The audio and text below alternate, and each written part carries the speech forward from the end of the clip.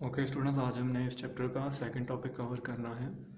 Previous lecture में हमने इसका फर्स्ट टॉपिक कवर किया था साउंड वेव्स। आज हम पढ़ेंगे कैरेक्टरिस्टिक ऑफ साउंड वेव्स। इसमें जो पहली चीज़ आती है वो लाउडनेस होती है, जैसे कि उसकी डेफिनेशन लिखी है यहाँ पे। The magnitude of auditory sensation due to sound wave is called loudness. और याद रखिएगा, जो कम और ज़्यादा आवाज़ होती है, जो सोर्स ऑफ साउंड होती है, जहाँ से वेव्स प्रोड्यूस हो रही होती हैं, तो उनकी अगर जो है एम्पलीट्यूड जो आपने लास्ट प्रीवियस चैप्टर में भी पढ़ा था वो कम और ज़्यादा होगा, तो आप जो लाउडनेस होगी उसमें डिस्टिंक्शन कर सकते हैं। मतलब आपको फ़र्क पता चल जाएगा कि अब जो है सोर्स जो है वहाँ से ज़्यादा वॉइस आ रही है या वहाँ से कम वॉइस आ रही है। इसी के आगे जो फर्दर कंपोनेंट्स हैं लाउडनेस में, वो पहला है एम्पलीट्यूड। एम्पलीट्यूड आपने प्रीवियस चैप्टर में पढ़ा था, क्योंकि यहाँ भी आपने ये चीज़ देखी है, जो साउंड है बेसिकली ट्रैवल करता है थ्रू वेव्स। कौन सी वेव्स? मैकेनिकल वेव, जिन्हें मीडियम रिक्वायर्ड होता है, और उसमें भी फर्दर आपने पढ़ा था लॉन्गिट्यूशनल वेव। इसमें देखें एम्पलीट्यूड में लिखा है the greater is amplitude of sound waves the larger is loudness. Means अगर एम्पलीट्यूड आपकी साउंड वेव्स का ज़्यादा होगा तो लाउडनेस भी क्या होगी? ग्रेटर होगी। जैसे यहाँ पे देखें डायग्राम में भी लिखा है large amplitude, small amplitude. Large amplitude का क्या मतलब है? देखें जो मीन पोजीशन है ब्लैक लाइन, वहाँ से लेकर ऊपर क्रस्ट और नीचे ट्रफ तक जो मैक्सिमम डिस्प्लेसमेंट हो रही है वो बेसिकली एम्पलीट्यूड होता था। तो जाहिर सी बात है, अगर मैक्सिमम डिस्प्लेसमेंट होगी तो एम्पलीट्यूड क्या होगा? ज़्यादा। तो जो लाउडनेस भी होगी, यानी जो आपको आवाज़ सुनाई देगी, वो भी ज़्यादा सुनाई देगी। और इन केस नीचे वाले डायग्राम में देखें जहाँ पे लिखा है स्मॉल एम्पलीट्यूड, तो उसमें देखें जो ये क्रस्ट और ट्रफ बन रहा है वेव के एम्पलीट्यूड का, वो कम है। तो यहाँ से जो आपको आवाज़ सुनाई देगी वो भी क्या होगी? कम होगी। ये सिंपल सा है। आगे इसकी एग्जांपल यही है कि जो गिटार आपने लास्ट टाइम टॉपिक में देखा था, जो हमने उसमें से डिस्कस किया था, उसके जो स्ट्रिंग्स है अगर आप उन्हें ज़ोर से पुश करेंगे तो जाहिर सी बात है वो स्ट्रिंग ज़्यादा नीचे और ऊपर जाएंगे, उनका क्रस्ट और ट्रफ जो है ज़्यादा बनेगा। तो जो ये एम्पलीट्यूड है वेव्स का, ये भी ज़्यादा बनेगा। इन केस आप गिटार को हल्का सा पुश करेंगे तो उसकी जो वेव्स हैं या जो उसका एम्पलीट्यूड है वो भी कम बनेगा, यानी क्रस्ट और ट्रफ उसका स्मॉल होगा, तो जो एम्पलीट्यूड है वो भी स्मॉल होगा और आपको आवाज़ कम सुनाई देगी।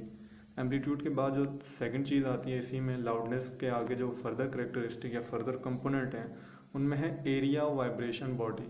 अब देखें ये भी सिंपल सा ही है। एरिया वाइब्रेशन बॉडी क्या है?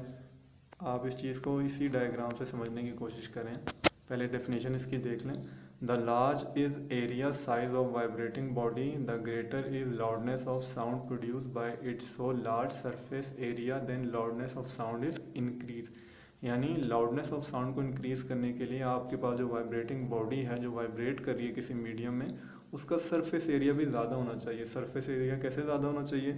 अगेन आप गिटार की एग्जांपल लें, जैसे मैंने भी आपको थोड़ी देर पहले बताई कि उसके जो स्ट्रिंग्स होंगे, जो उसकी जो आपने देखा होता है गिटार की जो तारें लगी होती हैं, आसान ज़ुबान में कहूँ, अगर उन्हें आप ज़ोर से पुश करेंगे नीचे की तरफ तो वो जो वायर्स होंगे या वो जो स्ट्रिंग्स होंगे वो ज़्यादा नीचे तक जाएंगे। मतलब ये जो आपका ट्रफ बनेगा, जो आपको वेव में नज़र आ रहा है, वो वायर्स का ज़्यादा बनेगा। तो उसी तरह वो अप साइड क्रस्ट पे भी ज़्यादा अप तक आएंगी, यानी जो उनका एम्पलीट्यूड होगा वो ग्रेटर होगा। तो जितना ज़्यादा सरफेस एरिया पे मूव करेंगी उतना ज़्यादा ही उनकी वेव्स का जो एम्पलीट्यूड होगा वो ग्रेटर होता जाएगा और उतना ज़्यादा ही लाउडनेस इंक्रीज़ होता जाएगा। इसी तरह अगर आप किसी स्ट्रिंग को या किसी रॉड को हवा में क्या करते हैं? वाइब्रेट करते हैं या हवा में उसे पुश करते हैं, मीन्स उसे शेक करते हैं, घुमाते हैं। अगर तो आप देखें उसे कम सरफेस एरिया में मूव करेंगे तो थोड़ी सी आपको आवाज़ आती है। या आप प्रैक्टिकल एग्जांपल कर सकते हैं कि एक आप रॉड लें या कोई भी ले लें, तिनका ही ले लें झाड़ू का, तो अगर उससे भी आप हवा में ज़ोर ज़ोर से घुमाएंगे और ज़्यादा एरिया तक आप उसे क्या करेंगे? मूव करेंगे, तो आपको ज़्यादा आवाज़ उसकी सुनाई देगी, हवा की जो एक होती है। और अगर आप उसे कम एरिया में मूव कराएंगे तो आपको आवाज़ कम सुनाई देगी। यानी लाउडनेस है वो पहले एम्पलीट्यूड पे डिपेंड करता है, दूसरा एरिया ऑफ वाइब्रेटिंग बॉडी, यानी जिस मीडियम पे आपकी वाइब्रेटिंग बॉडी मूव कर रही है, अगर वो ज़्यादा मूव करेगी तो जाहिर सी बात है वेव भी ज़्यादा ग्रेटर बनेगी, और ज़्यादा ग्रेटर वेव बनने से उनका एम्पलीट्यूड भी ज़्यादा होगा, तो लाउडनेस भी इंक्रीज़ होगी। तो लाउडनेस का जो थर्ड कंपोनेंट है वो है distance from the vibrating body. अब देखें ये भी एक सिंपल सी चीज़ है, इसकी पहले डेफिनेशन देख लें। If a listener is at large distance from the vibrating body then smaller is loudness of sound hearing by it. Means अगर आप कोई दो लोग बातें कर रहे हों, अगर आप उनके करीब देखें खड़े होंगे तो आपको उनकी आवाज़ क्लियर सुनाई देगी। इन केस आप ज़्यादा दूर खड़े होंगे और वो आहिस्ता बोल रहे होंगे तो आपको उनकी आवाज़ सही सुनाई नहीं देगी। और अगर आप कुछ ज़्यादा ही दूर चले जाएंगे तो आप उनकी रेंज से बाहर चले जाएंगे, तो अब आपको उनकी आवाज़ बिल्कुल सुनाई नहीं देगी। इसे कहते हैं डिस्टेंस फ्रॉम वाइब्रेटिंग बॉडी, यानी जहाँ से भी साउंड प्रोड्यूस हो रहा है या जहाँ भी वाइब्रेटिंग बॉडी मूव कर रही है उसके अगर आप करीब खड़े रहेंगे तो आपको ज़्यादा आवाज़ आएगी, दूर चले जाएंगे ज़्यादा डिस्टेंस पे तो आवाज़ अब क्या होती जाएगी, स्लो होती जाएगी। इसका जो फोर्थ कंपोनेंट है वो है quality of ears. Quality of ears का मतलब ये the sensation sensitivity ears feel large loudness then the defective ears. Means अगर आपके कान जो हैं किसी बीमारी का शिकार नहीं है, नॉर्मल ह्यूमन ही हैं आप, तो अब आपको जो आवाज़ सुनाई देगी वो क्लियर सुनाई देगी। इसके मुकाबले में जो लोग होते हैं, आपको पता है बहरे होते हैं या जिन्हें सुनने में थोड़ा प्रॉब्लम होता है कान का या डैमेज हुआ होता है उनके कान के ड्रम वगैरह, तो अब उन्हें जो आवाज़ सुनने में प्रॉब्लम होती है। जो सेकंड कंपोनेंट है आपकी करेक्टरिस्टिक ऑफ साउंड वेव्स का वो है पिच। पिच क्या है, the quality of sound due to which a shrill voice can be distinction by another grave voice is called pitch of sound waves. Means दो आवाज़ों का जो फ़र्क होता है, बेसिकली जो डिफरेंस होता है वो बेसिकली क्या होता है, उनकी पिच होती है। इसमें देखें डायग्राम दिखाई गई है, हाई फ्रिक्वेंसी की जो पिच होती है वो हाई होती है, लो फ्रिक्वेंसी की जो पिच होती है वो लो होती है। इन केस इसकी आसान एग्जांपल ये है कि आपका अगर गला जो है वो नॉर्मल है, आप बोलेंगे तो आपकी आवाज़ देखें कुछ और होगी, वो लोगों को क्लियर सुनाई देगी, उसकी जो फ्रिक्वेंसी होगी वो क्लियर होगी। इन केस आपका गला जब ख़राब होता है, जब इंसान का गला आपको पता होता है बैठा होता है, तो आपकी आवाज़ भी क्या होता है, बैठ जाती है। अब जब आप बोलते हैं तो अब आपको एक रेजिस्टेंस गले से फील होती है, तो अब आप अपनी पूरी कोशिश करके बोलते हैं, लेकिन वो जो रेजिस्टेंस होती है उसकी वजह से जो सामने सुनने वाले को आपकी आवाज़ होती है वो थोड़ी सही सुनाई नहीं दे रही होती। इसलिए आपको मेंशन करना पड़ता है कि आपका गला क्या है, ख़राब है, यानी आपकी जो पिच होती है गले की वो लो पिच हो जाती है। उसकी देखें जो यहाँ पे डायग्राम में वेव दिखाई गई है वो कुछ इस तरह की होती है, उसमें डिस्टेंस ज़्यादा आ जाता है, फ्रिक्वेंसी लो हो जाती है तो पिच भी लो हो जाती है। इनकेस अगर आपका गला नॉर्मल आवाज़ में बोलेगा तो आपकी फ्रिक्वेंसी क्या होगी, नॉर्मल होगी, हाई होगी लो के मुकाबले में, तो आपकी पिच भी क्या होगी, हाई होगी। तो ये बेसिकली पिच है, इससे आपकी क्वालिटी ऑफ साउंड पता चल जाता है।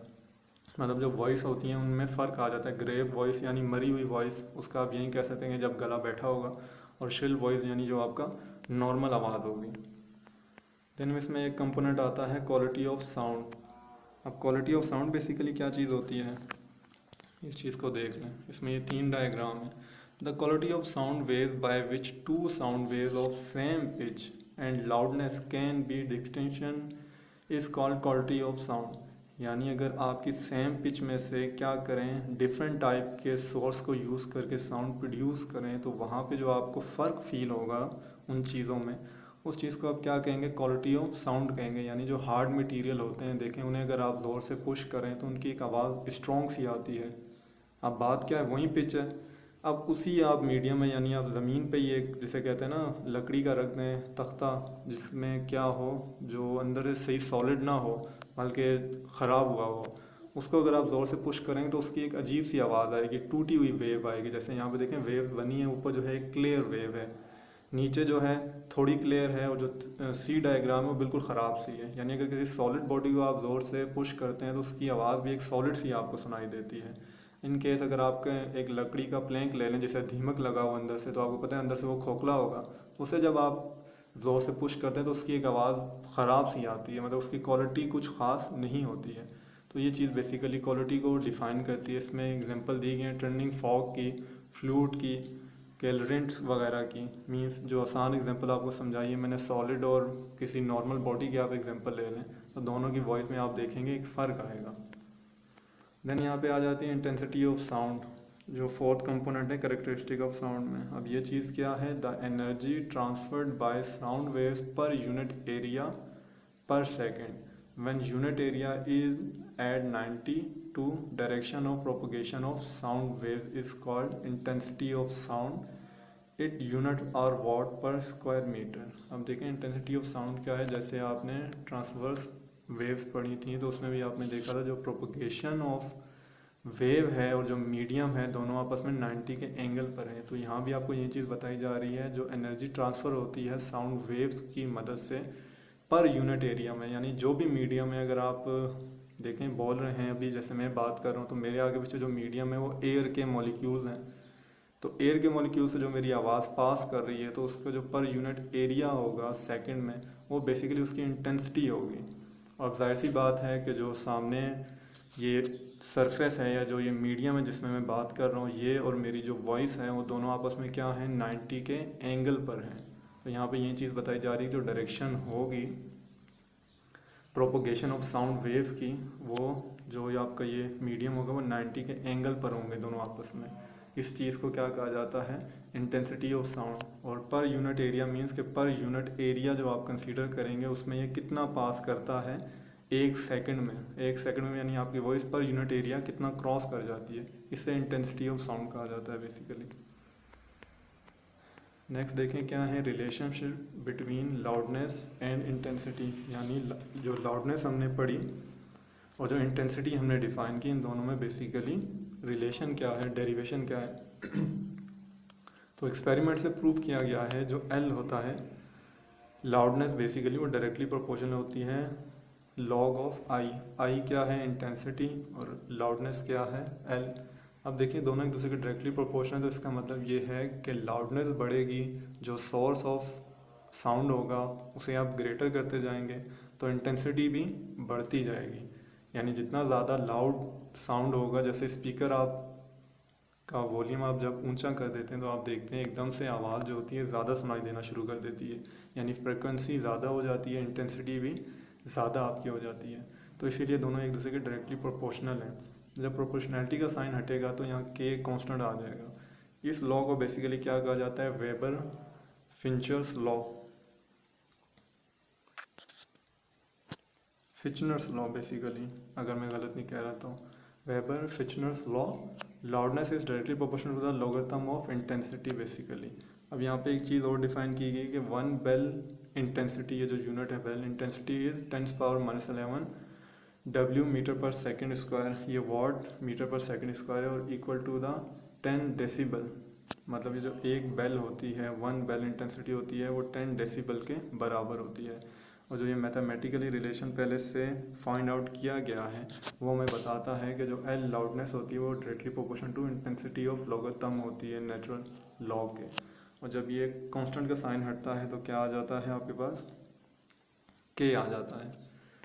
देन इसके बाद है इंटेंसिटी लेवल। अब इंटेंसिटी लेवल कैसे हम फाइंड आउट करेंगे, इसमें पहली चीज़ है एल नोट। एल नोट क्या है, loudness of faintest sound which is hearable by normal air.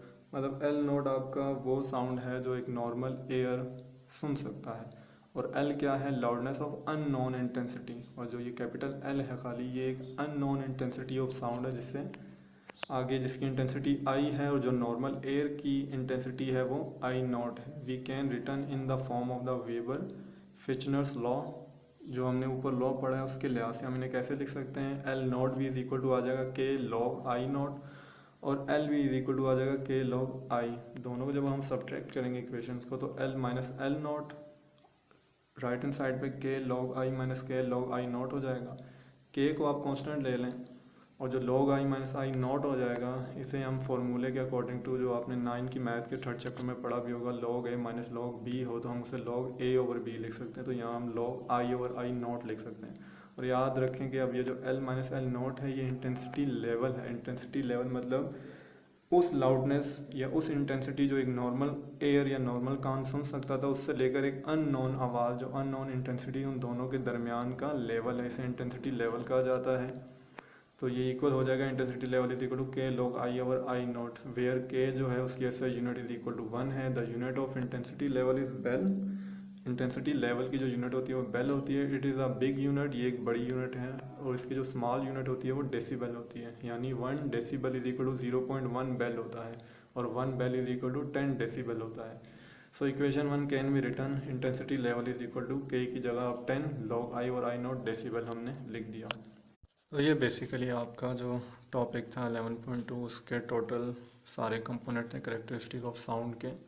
Intensity level आपका आ जाता है 10 log I over I not decibel. Next आपका ये जो टॉपिक है वो 11.3 रिफ्लेक्शन ऑफ साउंड या इको ऑफ साउंड। जो इको होती है बेसिकली जब आप पहाड़ी इलाकों में या किसी वीराने वगैरह में आप देखते हैं, जब आप बोलते हैं ज़ोर से तो थोड़ी देर बाद आपको वही आवाज़ रिफ्लेक्ट बैक होके मिलती है। तो इस चीज़ को बेसिकली रिफ्लेक्शन ऑफ साउंड कह लें, ये इको कह लेते हैं। इसकी जो डेफिनेशन है, the process when sound waves incidence on the surface of a medium it's bunch back into the first medium, यानी एक मीडियम आप बोले, आपने जब यहाँ से बोलना शुरू किया ऊंची आवाज़ में, जिस मीडियम से देखें वो गुजर के गई, यानी एयर्स में से गुजर के आगे जब वो पहाड़ों से टकराएगी, वो दूसरा मीडियम है, अब उससे टकरा के वो वापस बंच बैक हो जाएगी, यानी वहाँ से टकरा के वापस एयर में ही आ जाएगी। तो इस सारे प्रोसेस को बेसिकली क्या कहा जाता है, रिफ्लेक्शन ऑफ साउंड, यानी पहले मीडियम में आ गई और फिर थोड़ी देर बाद आपको वही चीज़ सुनाई दे जाती है। इसके लिए एक एक्टिविटी है आपकी बुक में जो परफॉर्म की गई है। इसके लिए देखें जो चीज़ें ली गई हैं उनमें क्या क्या लिया गया है। एक क्लॉक ली गई है, इसके अलावा 2 आइडेंटिकल प्लास्टिक पाइप्स लिए गए हैं, सूटेबल लेंथ उनकी कुछ होनी चाहिए। उसे दोनों को आप टेबल पर रखें इस तरह, जैसे देखें हमने यहाँ रखा हुआ है, ब्लू कलर में आपको नज़र आ रहे हैं पाइप्स। सामने एक दीवार हो और यहाँ पे आप क्या करेंगे, क्लॉक को ऑन करें। जब देखें उसकी घड़ी की सुई चलना शुरू होगी तो इस पाइप से वो आवाज़ गुजर के आगे, ये मीडियम में से गुजर रही है, आगे देखें वो सेकंड मीडियम है, दीवार जो वॉल है बेसिकली उससे टकरा के वो वापस पहले मीडियम में आ जाती है। और आगे आपने सही एक एंगल पे दूसरा पाइप रखा होता है, तो आवाज़ वो पहले मीडियम में तो जाती जाती है, यानी पहले पाइप में तो जाती जाती है, इससे दूसरे पाइप में भी चली जाती है। और यहाँ एक एयर या एक कान है या इंसान है जो कान लगा के सुन रहा है, तो उसे आप देखें इको सुनाई देगा। एक तो उसे यहाँ से जो ओपन सरफेस है, टेबल का किनारा, जैसे यहाँ लिखा है फिगर 11.10, इस साइड से भी उससे ये घड़ी की आवाज़ टिक टिक सुनाई देगी, और दूसरा इस पाइप के अंदर से भी उसे दूसरे कान से टिक टिक की आवाज़ सुनाई देगी।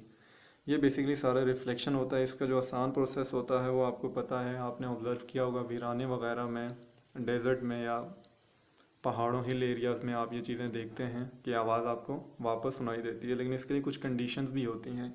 मीन्स के आम रूटीन में जब हम बोलते हैं तो हमें इको सुनाई क्यों नहीं देता, और पहाड़ों पे हमें इको क्यों सुनाई देता है।